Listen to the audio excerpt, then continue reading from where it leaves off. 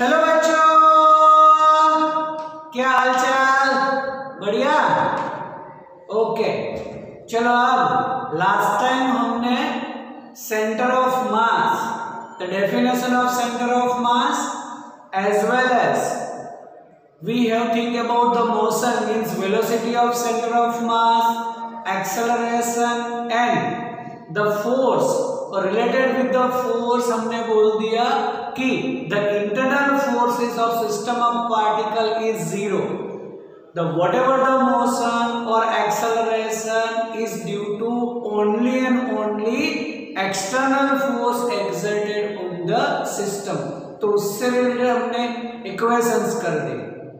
Okay, चलो अब today's topic about the momentum of system of particles, और उसी में ही हमें एक लॉ देना है, the law of conservation of momentum.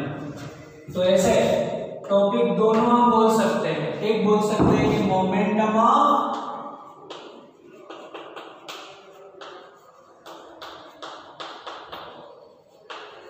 System of particles, और उसी में हमें देना है law of conservation of momentum,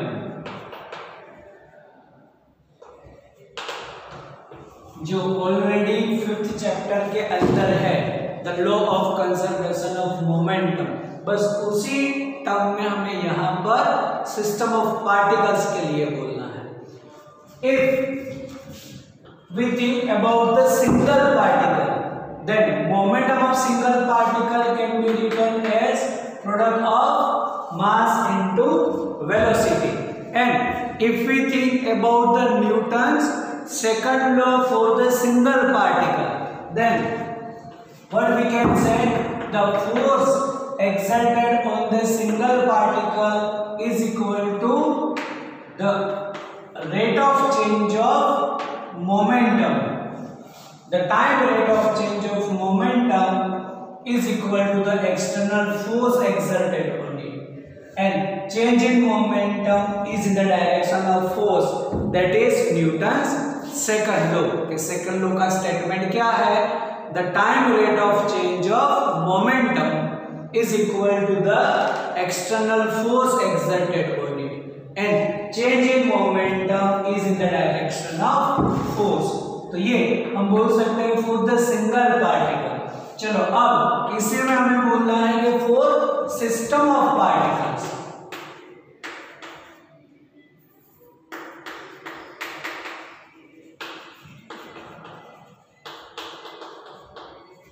so for system of particles, what we can say about the total momentum P?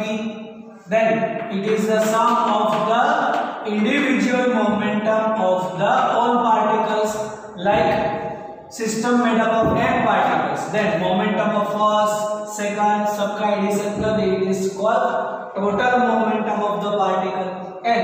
और अगर उसी में अगर हमें वापस बोलना है कि Newton second law, then we can say F is equal to dP upon dt. But for the system of particle, we have to clarify that that force is external force, because for the single particle, अगर single particle है तो specify करना जरूरी नहीं है, because single particle के ऊपर जो फोर्स लगेगा वो एक्सटर्नली होगा, सिंगल पार्टिकल का इंटरनल फोर्स तो होगा ही नहीं। whenever two particles are there, then and they apply the force on each other, but for the single particle वो थोड़ी अपने ऊपर फोर्स लगा सकता है। चलो तुम हो, just you consider your body as a single particle, then you can apply force on yourself।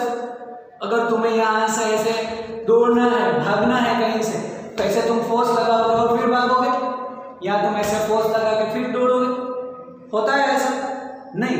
We can't apply force on ourself. Means अगर सिंगल पार्टिकल है तो सिंगल पार्टिकल कभी भी अपने ऊपर फोर्स नहीं लगा सकता, मतलब उसका इंटरनल फोर्स तो होगा ही नहीं। whatever the force is external, but for the system of particles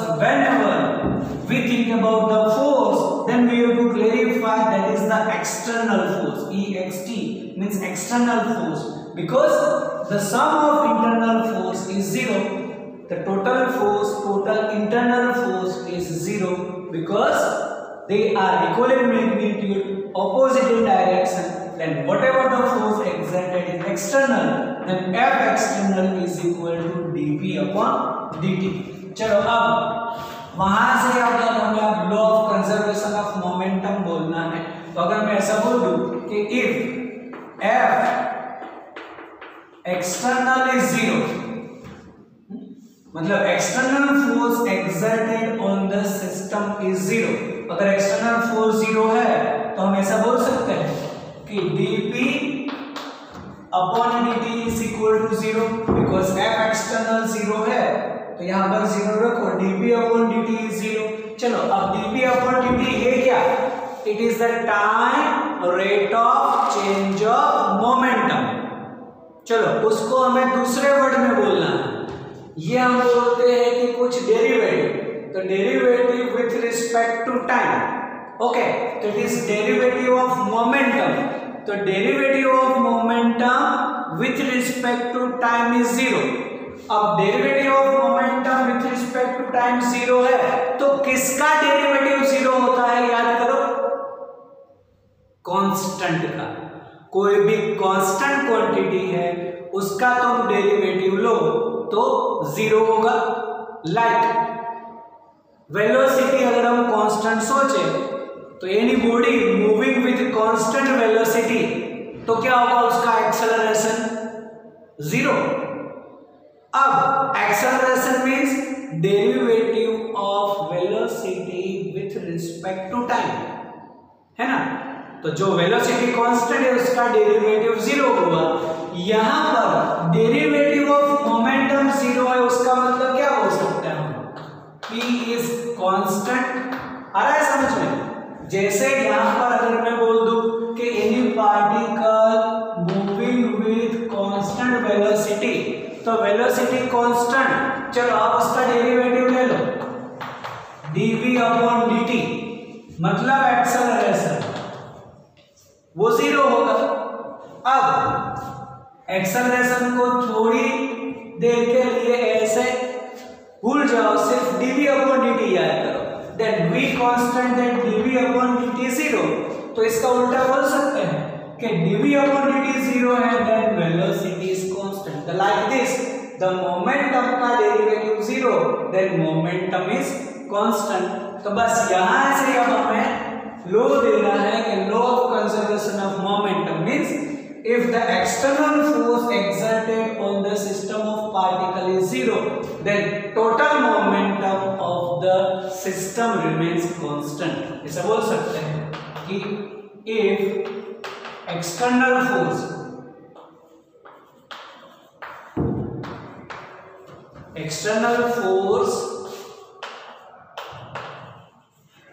acting on system of particle is 0, then total momentum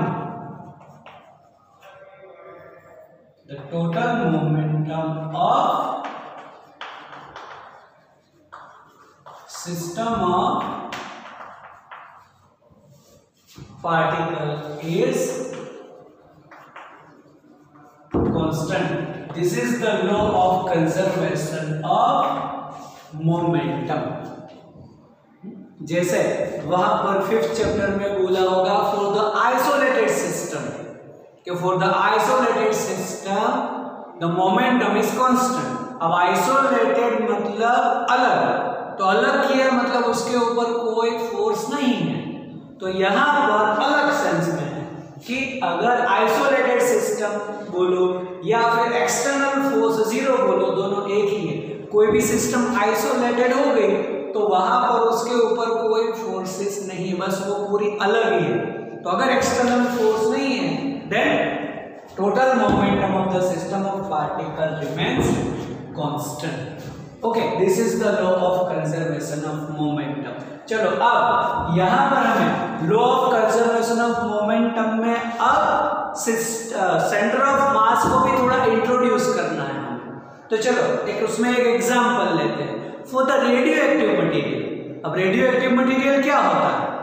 तो जिसका एटॉमिक नंबर मतलब Z 85 से ग्रेटर है, this all are called radio active elements. करते क्या है radio active elements? They emits invisible radiations by its own. अब invisible radiation में क्या होता है? Alpha particles, beta particles, gamma radiation. That means radio active element emits invisible radiations like alpha, beta and gamma. Alpha particles, beta particles and gamma radiation by its own it's called radioactive element. अब radioactive element का पूरा जो study है वो 12th standard में है, क्योंकि पूरा चैप्टर ही है न्यूक्लियस। तो रेडियोएक्टिव एलिमेंट्स जो मतलब रेडिएशन से एमिट होते हैं वो न्यूक्लियस में से एमिट होते हैं। The radiations are emitted from nucleus। तो न्यूक्लियस का पूरा चैप्टर है, तो पूरी स्टडी वहां पर करेंगे। लेकिन यहाँ पर इफ एनीबडी से radioactive element then just you should remember that radioactive elements means the atomic number greater than 85 and they emits alpha, beta and gamma radiations by its own। और ये इनविजिबल रेडिएशंस है। किसने ऐसे radio activity discover की? जो हमने आगे भी सेकंड चैप्टर में बोला था, बैक्वेरेल, क्यूरी, वो सब साइंटिस्ट है। लेकिन अभी तो सिर्फ हमें पढ़ना है the law of conservation of momentum, और उसमें भी the centre of particle centre of मास का कॉन्सेप्ट करना है हमें। तब तो कोई भी है, चलो एक रेडियो एक्टिव एलिमेंट है लाइक रेडियम, ओके, और ये कुछ इस डायरेक्शन में मूव कर रहा है, तो उसका सेंटर ऑफ पार्टिकल भी उसी डायरेक्शन में होगा। सेंटर ऑफ पार्टिकल नहीं, सेंटर ऑफ मास, ओके। तो सेंटर ऑफ मास भी उसी डायरेक्शन में होगा। चलो, और फिर ये जैसे कुछ यहां पर पहुंचा, इमीडिएटली उसमें से उसने अल्फा पार्टिकल ऐसे एमिट कर दिया। तो रेडियो एक्टिव एलिमेंट्स है, कभी भी कर सकता है एमिशन, वो उसकी मर्जी, हमारी मर्जी से उससे कुछ लेना देना नहीं। रेडियो एक्टिव एलिमेंट्स अपने आप ही एमिट करते तो उसकी मर्जी चलेगी, हमारी नहीं। तो यहाँ पर आकर उसने ऐसे एमिट कर दिया alpha particle. Alpha particle nothing but helium nucleus. Alpha particle जो है, अगर मैं यहाँ पर बोलूं कि अल्फा पार्टिकल, तो वो होता है हीलियम न्यूक्लियस। तो अब उसमें से अल्फा पार्टिकल ऐसे हीलियम न्यूक्लियस निकल गया, तो वो कन्वर्ट हो जाएगा दूसरे में। मतलब ऐसा बोल सकते हैं कि यहां पर आकर वो ऐसे दो में डिवाइड हो गया, मतलब उसका डिवीजन हो गया ऐसे दो पार्ट्स में, एक अल्फा पार्टिकल, दूसरा जो है वो रेडॉन है। तब यहां पर आकर सपोज जो रेडॉन है वो कुछ इस डायरेक्शन में जा रहा है विथ सम वेलोसिटी, और ये जो है अल्फा पार्टिकल कुछ इस डायरेक्शन में जा रहा है। अल्फा को हम He ऐसे न्यूक्लियस बोल सकते हैं। अब इन दोनों में से रेडॉन का मास ज्यादा है तो उसकी वेलोसिटी कम होगी, और इसका मास कम है इसलिए उसकी वेलोसिटी ज्यादा होगी, क्योंकि मोमेंटम हमें कांस्टेंट रखना है। यहाँ पर मोमेंटम कांस्टेंट का मतलब क्या? तो बोल सकते हैं इनिशियल एंड फाइनल सेम, जैसे तुमने 5th स्टैंडर्ड में पढ़ रखा है। एक राइफल का एग्जाम्पल दिया है कि इनिशियली अगर राइफल स्टेडी है, when you fire the bullet from the rifle, तो बुलेट आगे जाएगी, राइफल थोड़ी पीछे जाती है, टोटल उसका इनिशियल 0 है तो फाइनल भी 0। तो इनिशियल और फाइनल सेम ऐसे, तो इनिशियल ये कुछ वेलोसिटी से जा रहा है, इसका भी कुछ मोमेंटम होगा, ओके। तब ये जो स्प्लिट होगा उसको मिला के, तो जो लाइट पार्टिकल है उसकी स्पीड ज्यादा होगी, वेलोसिटी ज्यादा होगी, और जो हेवी है उसकी वेलोसिटी कम होगी। टोटल मिला के मोमेंटम क्या रहेगा, कांस्टेंट। किसने जितना, इनिशियल जो रेडियम है उसके जितना। एंड यहाँ पर जो स्प्लिट हो रहा है उसके लिए कोई फोर्स नहीं लग रहा उसके ऊपर, इमीडिएटली वो तो अपने आप ही स्प्लिट हो रहा है। Then the centre of mass remains on the same direction. This is the law of conservation of momentum. If external force on the system, अब इसको हम सिस्टम मान लेते हैं, जो रेडियम है वो यहां पर आकर स्प्लिट हुआ, तो radium is the system made up of radon and alpha particle. तब ये दो सिस्टम से बना है। Then if external force exerted on the system is zero, then total linear momentum constant, और इसीलिए उसका सेंटर ऑफ मास जो है वो उसी लाइन में रहेगा।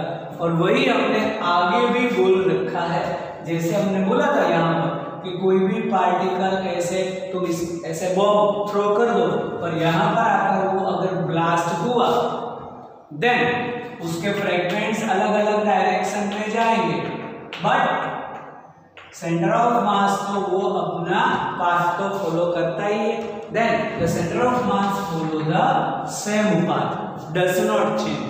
बस वही तो कांस्टेंट हुआ है, वही तो हम बोलेंगे मोमेंटम उसका कांस्टेंट, उसकी डायरेक्शन भी कांस्टेंट। ओके, चलो अब ऐसा बोलते हैं कि सेकंड एग्जांपल ले लो जिसमें सपोज रेडियम स्टेडी है, पहले यहाँ पर मोशन में है, चलो अब स्टेडी है, then radium is steady.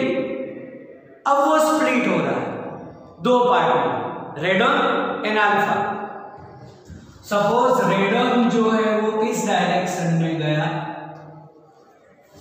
Then alpha particle है हीलियम जो है वो कुछ इस डायरेक्शन में जाएगा, दोनों ऑपोजिट में जाएंगे। जिसका मास कम है, लाइटर है, उसकी वेलोसिटी हायर होगी, जो हैवी है मास में उसकी वेलोसिटी कम होगी। टोटल मिला के पॉजिटिव एक डायरेक्शन एक नेगेटिव, टोटल मोमेंटम उसका जीरो रहेगा, because initially it's steady, initially steady है। तो सेंटर ऑफ मास भी after splitting remains steady. If centre of mass in motion, after splitting centre of mass moving on same direction, क्योंकि उसके ऊपर कोई force नहीं। ओके, चलो एक और एग्जांपल ले कि अगर ऐसा हमारे पास कोई भी ऐसे सिस्टम ऑफ पार्टिकल्स है जो ऐसे दो पार्टिकल से बना हुआ है, सिस्टम दो पार्टिकल की, एक जैसे ये कोई भी लाइन, एक यहाँ पर पार्टिकल, एक यहाँ पर पार्टिकल, ऐसा बोल दो कि एक यहाँ पर है और एक यहाँ पर है। You can say like S1 and S2। और अगर ये सिर्फ सर्कुलर मोशन कर रहा है ऐसे,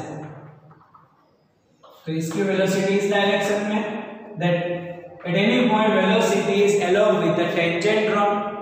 तो चलो कुछ ऐसे डायरेक्शन में वो घूम रहा है, तो इसकी वेलोसिटी यहाँ पर इस डायरेक्शन में, इसकी वेलोसिटी यहाँ पर इस डायरेक्शन में। Then its centre of mass remains at the same point. That means if any system of particles performing circular motion, अब आते हैं हमारे चैप्टर के ऊपर, सर्कुलर मतलब रोटेशनल मोशन।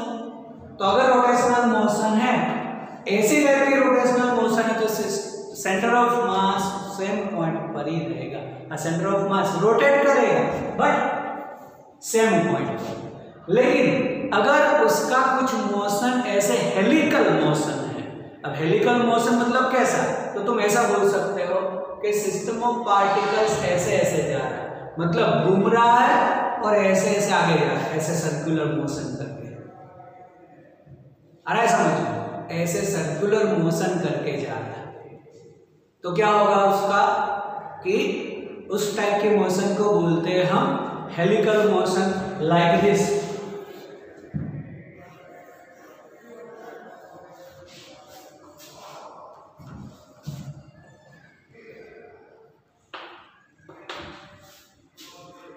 तो जब यहां पर बोल दो कि ये S1, तो उसकी डायरेक्शन मोशन कुछ ऐसे, और यहां पर S2 उसकी डायरेक्शन ऑफ मोशन कुछ ऐसे होगी at any point along with the tangent rod. तब उसका जो सेंटर ऑफ मास है वो इसी लाइन पर रहेगा, लेकिन वो आगे जाएगा। जैसे जैसे ये रोटेशन करते करते कुछ आगे जा सकता है, तो उसका सेंटर ऑफ मास तो वही पॉइंट पर, वही लाइन पर रहेगा, but it is in motion with its rotational motion.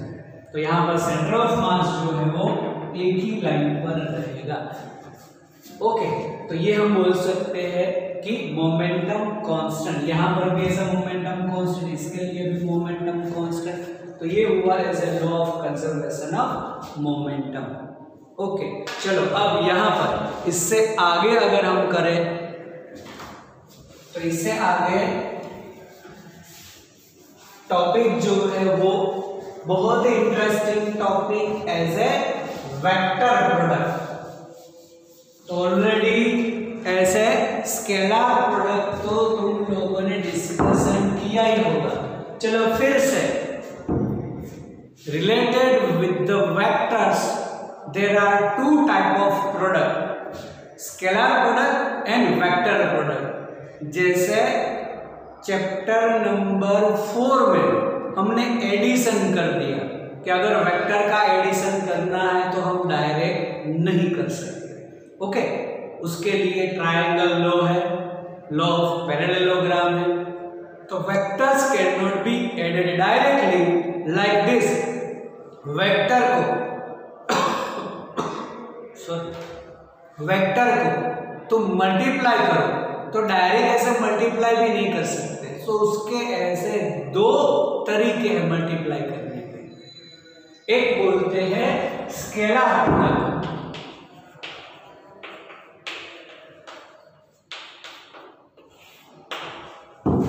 तो स्केलर प्रोडक्ट मतलब वेक्टर को ही मल्टीप्लाई करना है। तो two vectors multiplied such a way that the result is scalar, it's called scalar product.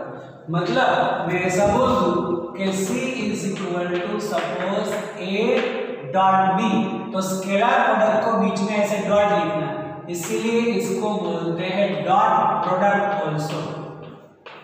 Scalar product का दूसरा नाम है dot product, and usually we will use the word dot product.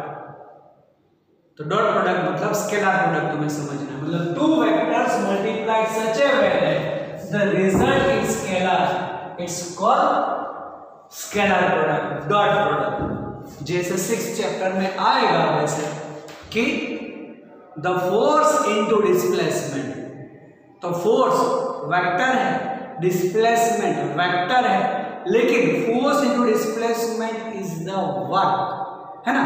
तो वर्क है वो स्केलर क्वांटिटी है, work जो है वो वेक्टर क्वांटिटी नहीं है। Work, energy all are scalar quantity. तो दो वेक्टर को मल्टीप्लाई किया, द रिजल्ट मिला scalar, force and displacement, result मिला वर्क एज ए स्केलर, उसको बोलते हैं स्केलर प्रोडक्ट, डॉट प्रोडक्ट। अब उसका जो भी वैल्यू होगी वो होगा AB cos थीटा, मतलब डॉट घटा देगा और उसकी वैल्यू कर that is AB cos theta. और ये भी हमने ऑलरेडी डिस्कशन कर रखा है ना, चैप्टर 4 में भी कर रखा है हमने। It is AB cos theta is angle between A and B।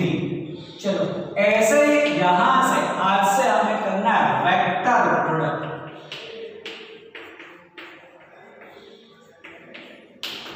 Then vector product क्या, तो बोलेंगे two vectors multiplied such a way that the result is vector, it's called vector product.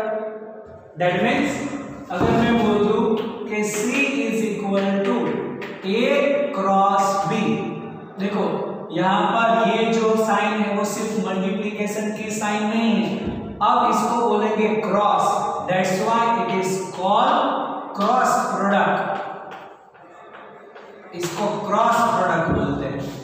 यहां पर ये डॉट, ये सिंपल मल्टीप्लिकेशन की sine नहीं है, जैसे दो वेक्टर के बीच में हम डॉट, और इसीलिए इसको हम अलग से बीच में लिखेंगे, ऐसे ही नहीं छोड़ देंगे, ऐसे नहीं लिखेंगे कि A और B, इसमें हम डॉट बोलेंगे, ऐसे लिखेंगे, तब बोलेंगे इट इज डॉट प्रोडक्ट, ऐसे यहां पर क्रॉस लिखेंगे। तो अब यहां से आज से ये सिर्फ मल्टीप्लिकेशन की साइन नहीं है, it is cross product, it is dot product. तो cross A cross B is C. अब जो सी का मैग्नीट्यूड हमें करना है, then it is A B sine theta. जैसे डॉट हटा दे तो कॉस थीटा आएगा, क्रॉस हटा दे तो साइन थीटा आएगा। Then C is equal to A B sine theta, theta is angle between A and B. तो ये तो हो गया इसका मैग्नीट्यूड। अब वेक्टर प्रोडक्ट है, तो वेक्टर का मतलब क्या कि जो हमें रिजल्ट मिलेगा उसका मैग्नीट्यूड भी होगा और उसकी डायरेक्शन भी होगी। ओके, तो चलो ये हमने मैग्नीट्यूड तो कर दिया, ये मिल गया magnitude A B sine theta, A की वैल्यू बी की value theta whatever the angle between A and B given है, चलो वो ले लिया। देन तुम्हें उसका मैग्नीट्यूड मिल जाएगा। अब डायरेक्शन के लिए, तो डायरेक्शन ऑफ द सी, ये मतलब सी जो रिजल्ट मिला उसकी डायरेक्शन कैसी होगी? It is perpendicularly to the A and B both the vectors. मतलब ए और बी दोनों से वो परपेंडिकुलर ही रहेगा। कभी भी जो ये डायरेक्शन थर्ड की डायरेक्शन रिजल्ट की डायरेक्शन ए की भी डायरेक्शन में नहीं होगा और बी की भी डायरेक्शन में नहीं होगा। It is perpendicularly to the both A and B. Okay, तो चलो उसके लिए हमें रूल अप्लाई करना है, राइट हैंड स्क्रू रूल। अब राइट हैंड स्क्रू रूल है क्या? तो अब right hand screw rule apply करने के लिए ऐसे तुम्हें क्या करना है, तुम्हारे पास ऐसे कोई भी दो पेन इस चैप्टर में उसकी डायरेक्शन अच्छी तरह से करने के लिए तुम्हारे पास ऐसे दो पेन होनी चाहिए, 2 या 3। ओके, अब एक पेन है, एक पेंसिल है, चलेगा। हाँ, अब यहां से आगे अगर हम इसकी डायरेक्शन के लिए करें तो इसके लिए सोचो कि suppose this one is our vector A and this one is the vector B. Okay, अब C is equal to A B sine theta है, ए क्रॉस बी है, then angle between them is theta, क्योंकि दोनों की tell एक जगह पर है तो उसके बीच का एंगल हम बोल सकते हैं। अब उसकी डायरेक्शन के लिए तुम्हें क्या करना है? तो हमें अप्लाई करना है राइट हैंड स्क्रू रूल। अब जो घर में जो भी हमें कहीं पर भी कोई भी चीज हमें ऐसे स्टिक करनी है या लगानी है ऐसे, तो हम ऐसे जो स्क्रू लगाते हैं ना, तो स्क्रू का ऐसे उसके टर्न्स देखना, वो सब राइट हैंडेड टर्न्स होते हैं और एक ही डायरेक्शन में होते हैं। इसका मतलब कोई भी स्क्रू है, तुम ऐसे रखो उसको और उसको ऐसे रोटेट करोगे क्लॉकवाइज तो वो अंदर जाएगा, ऐसे फिट हो जाएगा दीवार के अंदर, और उसको तुम एंटी क्लॉकवाइज फिट करोगे तो बाहर आएगा। ओके, मतलब एंटी क्लॉकवाइज अगर रोटेट करोगे तो बाहर आएगा, क्लॉकवाइज रोटेट करोगे तो अंदर जाएगा। ऐसे रखोगे और तुम ऐसे रोटेट करोगे तो ऊपर जाएगा, और ऐसे रोटेट करोगे तो नीचे आएगा, वो तो बराबर है। It is right hand screw, जो स्क्रू है वो राइट हैंड है और उसी से यहाँ पर इसका लॉ डेवलप किया, the right hand screw rule. अब करना क्या है तुम्हें? तो सबसे पहले ए और बी से जो प्लेन बनता है उससे परपेंडिकुलर तुम्हें तुम्हारा स्क्रू रखना है। मतलब ए इस डायरेक्शन में, बी इस डायरेक्शन में, चलो ऐसे 2 डायमेंशन में इसको ऐसे बोल दिया कि ये इसका प्लेन है, तो क्या करोगे तुम? स्क्रू इसके परपेंडिकुलर रखोगे, ऐसे भी नहीं ऐसे भी नहीं, इसके परपेंडिकुलर। और कहां पर? तो मोस्ट प्रोबेबली उसके ओरिजिन के ऊपर। बाकी तुम कहीं पर भी रखो आगे पीछे, लेकिन हमें यहां पर लो अप्लाई करना है, इसलिए ओरिजिन पर। कैसे? परपेंडिकुलर। ओके, अब just rotate the screw from A to B. अब वाई ए टू बी? तो पहला ए वेक्टर है और दूसरा बी वेक्टर है, तो फर्स्ट से सेकंड वेक्टर की डायरेक्शन में रोटेट करना, ये इसका रूल है। You can't rotate from second to first. Rule क्या है? Just rotate first vector towards second vector. मतलब ए से बी तुम्हें ऐसे रोटेशन करना है। तो देखो ये हो गया क्लॉकवाइज, तो तुम क्लॉकवाइज रोटेशन करोगे तो क्या होगा? अंदर जाएगा स्क्रू, मतलब ये होगी डायरेक्शन उसकी इनवर्ड।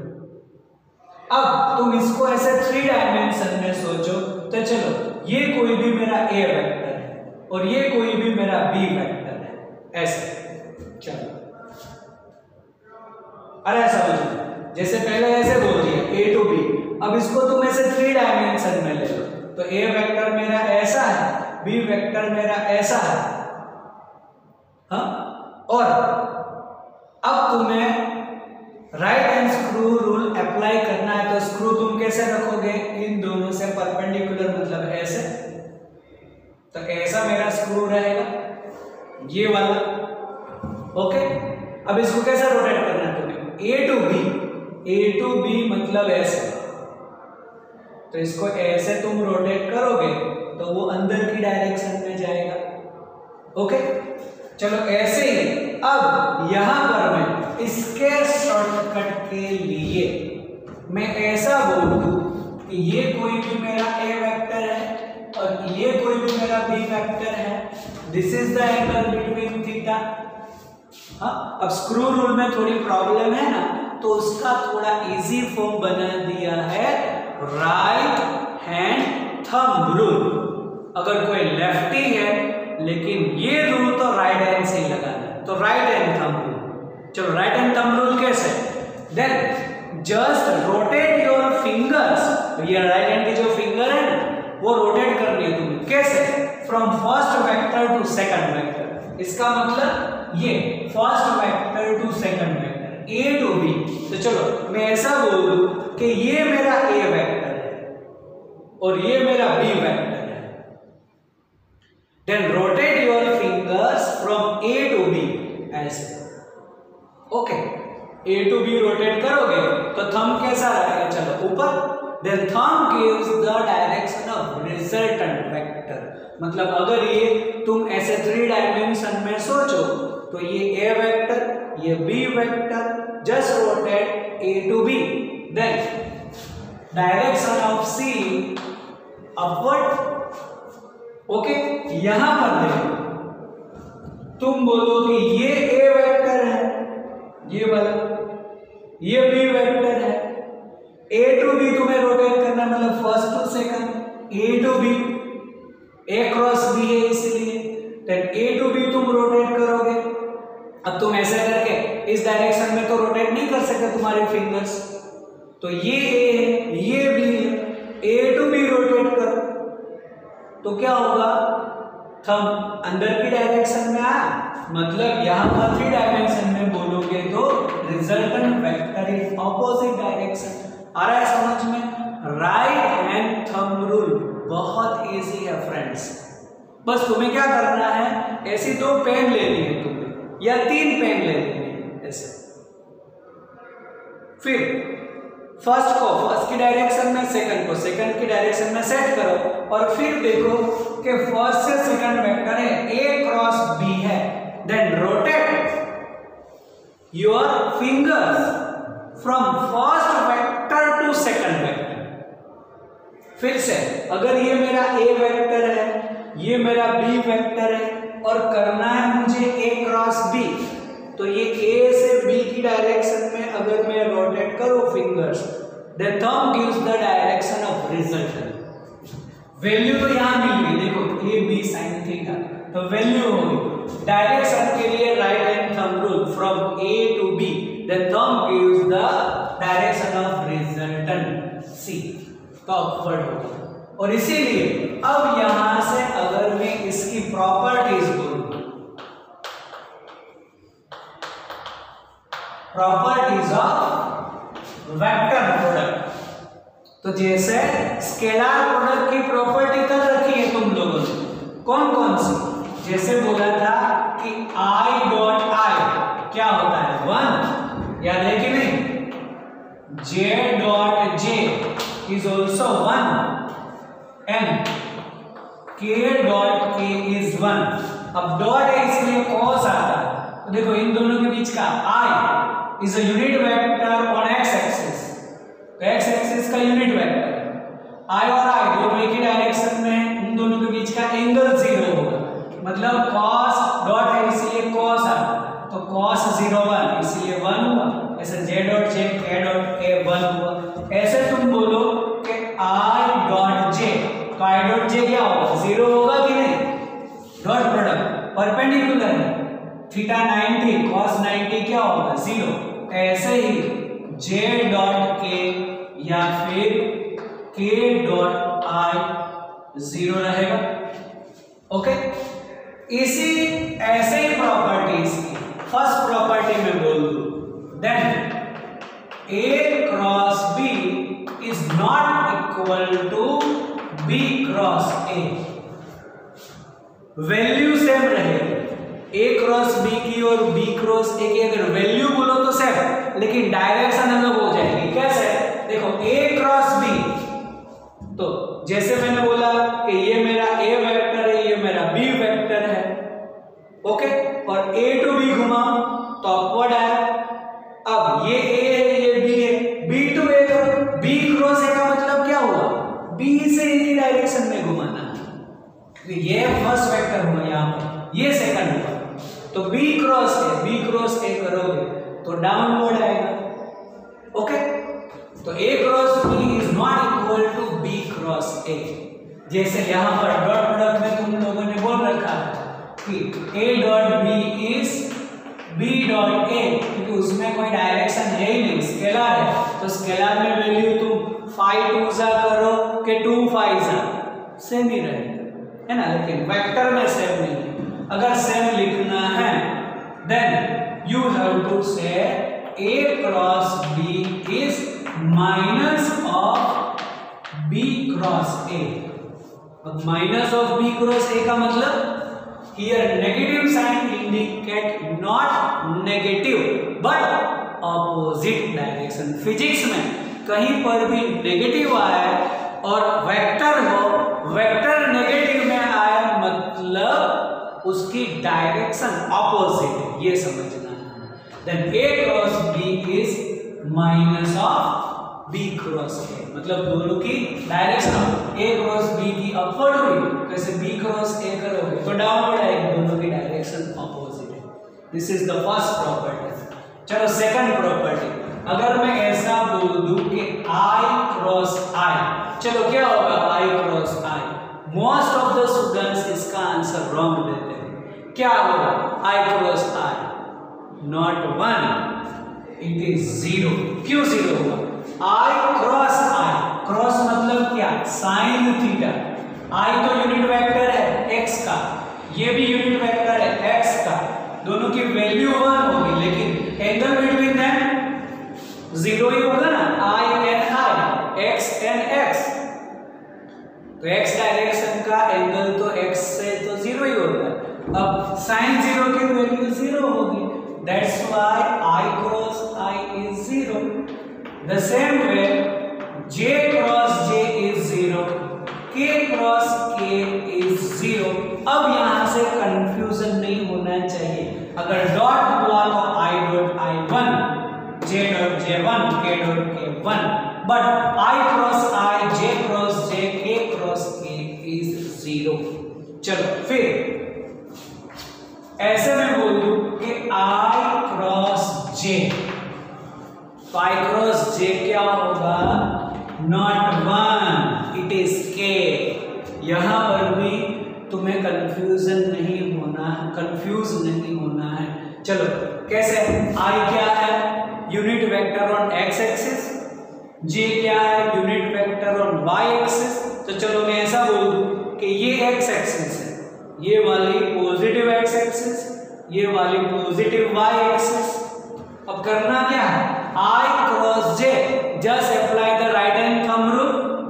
कैसे रोटेट कर रहे हैं तुम्हें fingers, from x to y, ये x, ये y, x to y, okay. जैसे मैं कर रहा हूं तुम्हें भी ऐसे कोई भी डायरेक्शन तुम्हें सोचनी है कि ये पॉजिटिव x, ये पॉजिटिव y, तो x से y डायरेक्शन में फिंगर्स को रोटेट करो, ये मिली z direction, x y z, तो ये होगा z मतलब k करें। क्लियर, चलो ऐसे ही मैं बोलूं कि j क्रॉस k, तो j क्रॉस k होगा i।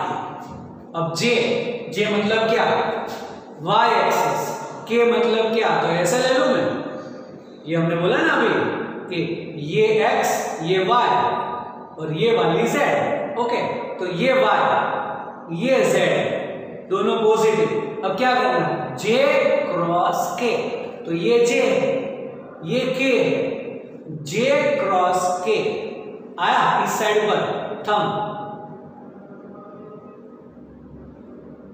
तो ये हुई पॉजिटिव आई, मतलब x एक्सिस में आई हुआ। ऐसे ही मैं बोल दूं कि k cross I is j cap. अब देखो k मतलब कौन सा, ये हुआ। अब i मतलब ये x एक्सिस, क्या करेंगे हम, j क्रॉस k, तो ऐसे मैं रोटेट करूं j क्रॉस k, j से j cross sorry k cross i, k से i, z एक्सिस से x एक्सिस, तो हुआ अपवर्ड, दैट इज j। आ रहा है समझ में? चलो ऐसे ही इसका ऑपोजिट मींस अगर मैं बोलूं कि j क्रॉस i तो वो हो जाएगा माइनस k, ऐसे ही k क्रॉस j हो जाएगा minus i and i cross k हो जाएगा माइनस j, ओके। तो ये जो भी हमने ऐसे डायरेक्शंस ली है वो अगर तुम इसको ऑपोजिट कर दो तो नेगेटिव। चलो इसका शॉर्टकट मैं तुम्हें बता रहा हूं कि कभी भी कोई भी डायरेक्शन में कोई भी i j k हुआ तब उसको इजीली कैसे याद करें, तो एक i j और k को ऐसे लिखो और फिर ऐसे सिर्फ डायरेक्शन बता दो और वो डायरेक्शन बोलो पॉजिटिव। पॉजिटिव मतलब I क्रॉस j। अब अगर I क्रॉस j हुआ तो थर्ड ही होगा कि I j हुआ तो k ही रहेगा, j k है तो I, k I है तो j, वो तो क्लियर, दो होंगे उसका थर्ड ही रहेगा, तो I क्रॉस j, तो ये पॉजिटिव में के j क्रॉस k, इस डायरेक्शन में चल रहे हैं हम, j क्रॉस k तो I, k क्रॉस I तो j। अब उल्टा देखो j क्रॉस I इसके ऑपोजिट में गए तो j क्रॉस I होगा तो k लेकिन नेगेटिव k। तो ये वाला तुम कहीं पर भी ऐसे जब भी एग्जाम हो, एग्जाम में तुम्हें कहीं पर भी ये रफ वर्क में ड्रॉ कर देना है और फिर जब अप्लाई करने की बारी आए I क्रॉस j हुआ तो पॉजिटिव k और k क्रॉस j हुआ तो माइनस के, अगर सीधी डायरेक्शन में गए तो प्लस, अपोजिट डायरेक्शन में गए तो माइनस, ओके। चलो अब इसी में एक मैं एग्जांपल दे दूं इसका कि हमें क्रॉस प्रोडक्ट कैसे लेना है। तो क्रॉस प्रोडक्ट के लिए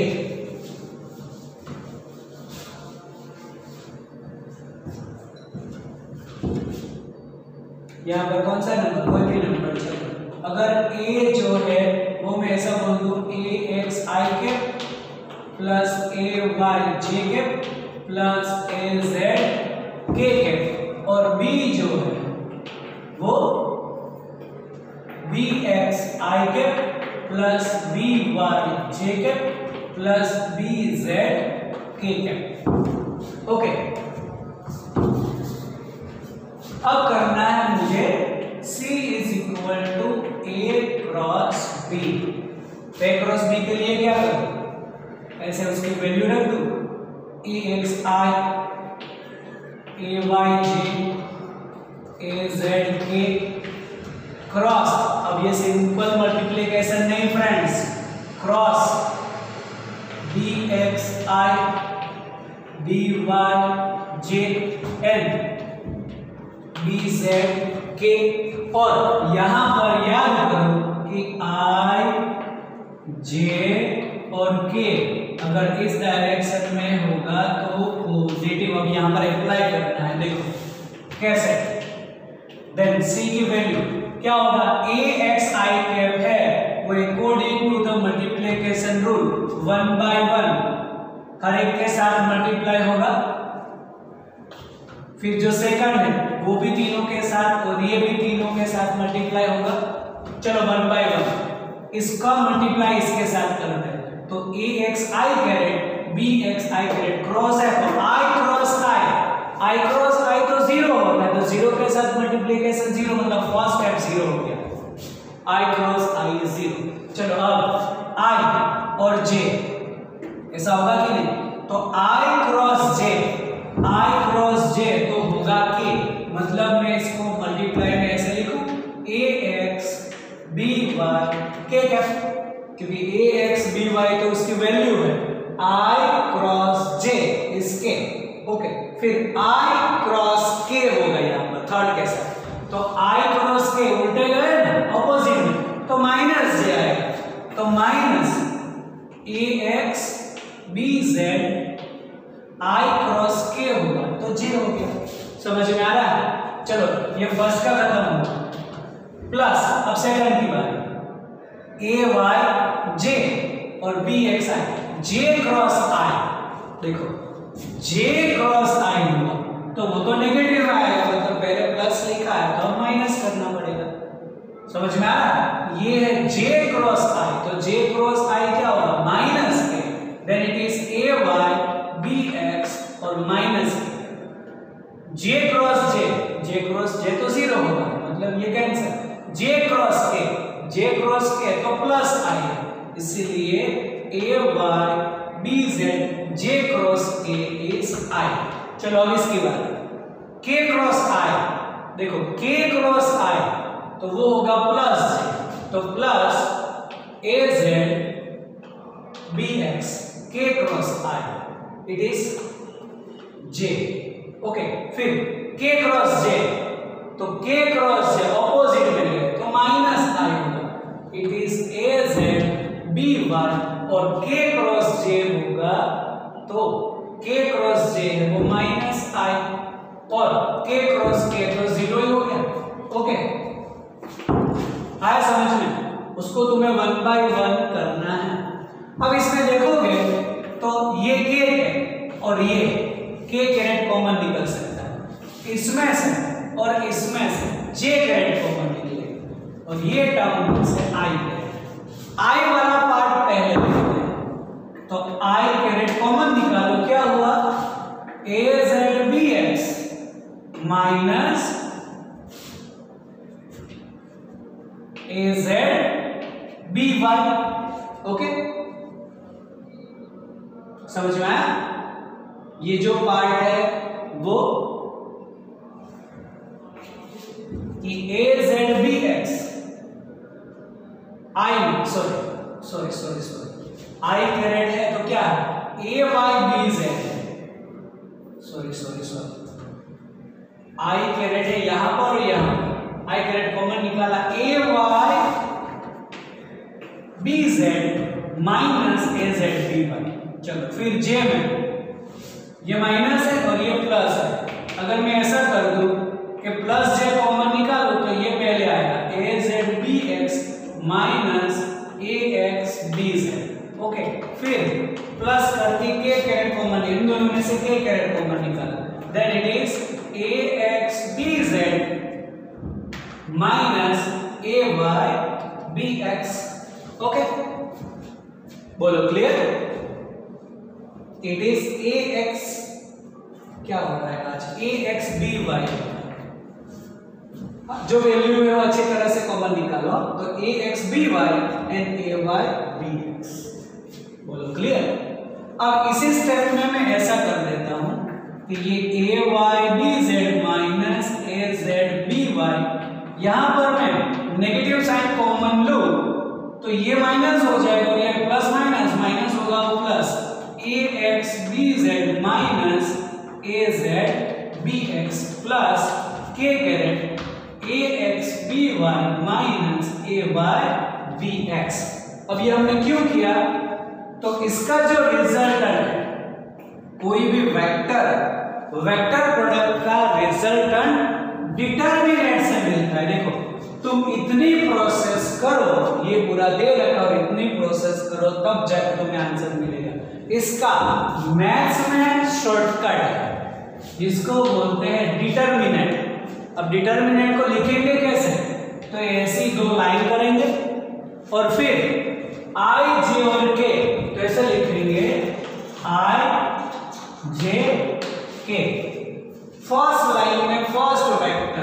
मतलब ax ay az। Second line a cross b से फर्स्ट वेक्टर, उसके नीचे second vector bx by bz। अब अगर मैं I लिखूं यहां पर, तो I ये रो और ये कॉलम है, तो जहां पर I है वो रो और कॉलम छोड़ देंगे, इसका रूल है। I लिखो तो रो और कॉलम छोड़ दो, मतलब क्या बचा इतना, तो ये लेफ्ट और माइनस राइट का मल्टीप्लीकेशन, मतलब क्या होगा ay bz minus az by, मतलब लेफ्ट का प्रोडक्ट माइनस राइट का प्रोडक्ट, ऐसे। तो ay bz minus az by। फिर जो सेंटर वाला है ना, वो सेंटर वाला नेगेटिव होता है, ये रूल है। क्यों है ऐसा नहीं, this is the rule. Minus J, अब जे लिखो तो ये और ये मुझे छोड़ देना पड़ेगा, तो क्या बचा ये ax bz left minus right az bx plus k I और k प्लस होते हैं, बीच वाला j नेगेटिव होता है, तो ये k तो ये और ये छोड़ देना ax by minus ay bx, ये हो गया। और यही देखो I क्या है ay bz minus az by है, ये पूरा रूल अप्लाई करके I क्रॉस j k करके यहाँ पर डायरेक्ट मिलेगा minus j ax bz minus az bx plus k करें ax by minus ay bx, हो गया। तो ये डिटरमिनेंट में याद करो कि फर्स्ट I कैरेट रो और कॉलम छोड़ के left product minus right product, left minus right, फिर ये लेफ्ट माइनस राइट, फिर ये लेफ्ट माइनस राइट। तो तुम ij के रूल अप्लाई करके करोगे, i cross j cross i, उससे अच्छा है ये। चलो उसे मैं यहाँ पर मैं एग्जाम्पल डायरेक्ट बोल दूं, ये कुछ है 2i के प्लस 3j के प्लस 4k के, और ये है 3i के प्लस 4j प्लस 5k। तो अब क्या होगा यहाँ पर, अगर तुम्हें रूल अप्लाई करना है तो i j k क्या करोगे 2 3 4 और ये 3 4 5, then what about the i, तो left 15 minus right 16 minus j, left 10 minus 12, product करना है हमें, left product minus right product, plus k 8 minus 9, तो जो c मिलेगा ये होगा -1, मतलब माइनस i के, ये होगा -2 माइनस माइनस प्लस 2j के, और ये होगा -1 मतलब k के, तो ये इसका आंसर हो जाएगा। ऐसे तुम डिटरमिनेंट के रूल अप्लाई कर सकते हो। बस I लिखो तो वो रो और कॉलम छोड़ दो, left product minus right product, और बीच वाला जो है वो नेगेटिव लिखना है, बस इतना ध्यान में रखो, बाकी इजी।